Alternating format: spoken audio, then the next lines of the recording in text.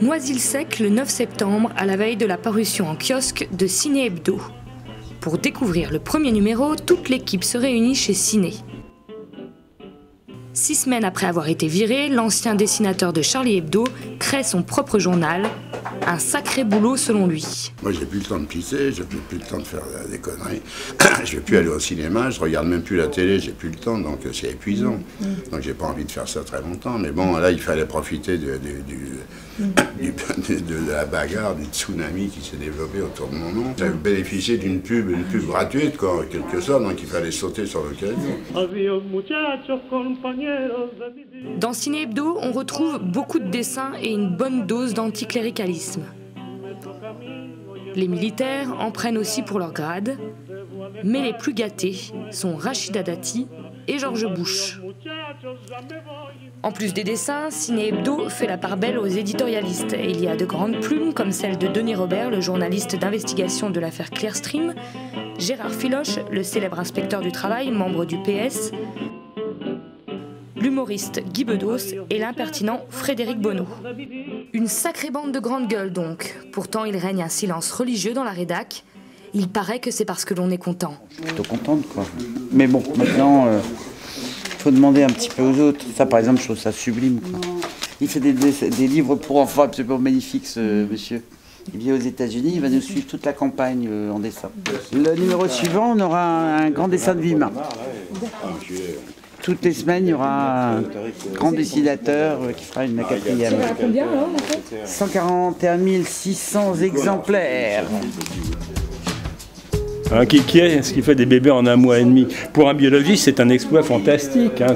Ça fait des années que les mecs dans les labos ils cherchent à faire des bébés en très peu de temps. Là, chapeau pour la grossesse, les ciné. Hein. On voit que c'est pas Carly le rédacteur en chef, parce que là, il y aurait du cul, des bites, il y aurait de tout. Tu as dessiné là-dedans, toi? Ah, évidemment, j'en doutais. Écoutez, il a l'air vachement bien. Les signatures, il y a même Van Eghem, vous vous rendez compte? Mon maître, Sylvie Caster. On a l'impression de revenir 30 ans en arrière. C'est pas un journal de vieux cons? Un journal de Vieux cons. Ah ben, on n'est pas des vieux cons, au contraire, on est les plus jeunes des vieux cons. Les vieux cons, ils sont... Je voulais que je vous dise dans quel coin ils sont. Non. Moi? Hein? Dites-moi. Ben, il y a Hebdo à la fin, mais au début, il y a autre chose. Okay. Vous voyez ce que je veux dire? Pas du tout. Ah bon? Les envies de revanche hantent encore les esprits. Et Ciné, lui, ne regrette en rien sa chronique sur Jean Sarkozy, qui lui avait pourtant valu sa place à Charlie Hebdo. Donc cette chronique-là, si c'était à refaire, vous pourriez la republier dans Ciné Hebdo.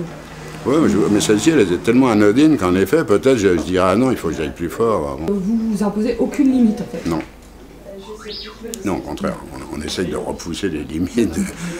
Non, c'est le seul journal, je crois, qui dit au contraire que je refuse des dessins ou des textes qui ne sont pas assez violents. Je dis, bon, enfin, qu'est-ce qui vous arrive? Vous me paraissez bien sage cette semaine.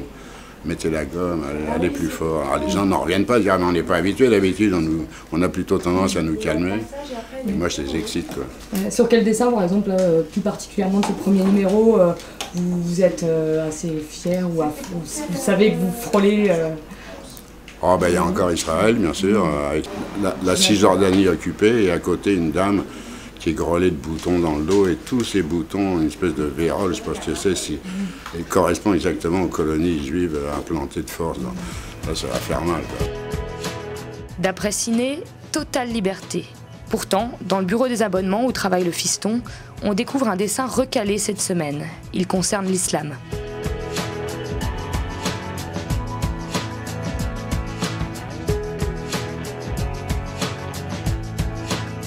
D'après Ciné, ses lecteurs pourraient peut-être y avoir droit, mais après le Ramadan.